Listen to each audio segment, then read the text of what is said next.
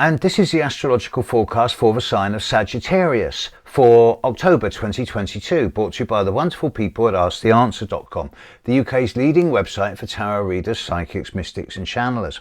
Saggy, look, like your opposite sign Gemini, you're in a position where much of the challenges that's coming up over this month for the world and the people around you seemingly is going to pass most of you by.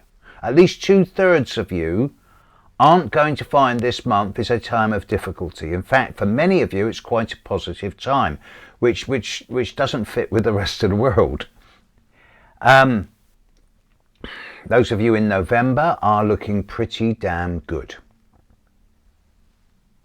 Those of you born in the first 10 days of December haven't got a great deal to complain about. And indeed, some of you, those of you born particularly around the, let's have a look.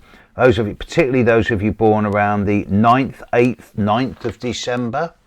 Well, the full moon this month is actually looking quite beneficial for you.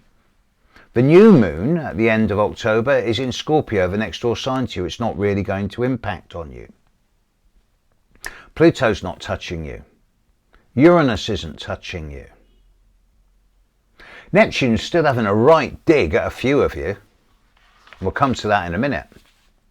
Saturn is being reasonably helpful. And if you're one of those Sagittarians born around the 10th, 11th, 12th of December, then you seem to be in a good space at the moment to be able to make decisions based on what's happened so far this year with a degree of confidence. That's nice enough. The minor planets of Mercury and Venus, yeah, they're doing what they always do, no big deal. They're going to start looking at Sagittarius with a lot more depth next month, but we don't need to worry about them now. But instead, let's look at Mars. Mars is in your opposite sign of Gemini, and he's slowing down, getting ready to go retrograde. And he's got a few of you firmly in the viewfinder. So if you're one of those Sagittarians born from the 12th to the 17th of December, this month Mars is opposite your sun, and you could easily find that you end up saying or doing something that you later regret, that you get your buttons pushed. And this is even more amplified for those of you born around the 15th, 14th, 15th, 16th, because Neptune is squaring your sun as well.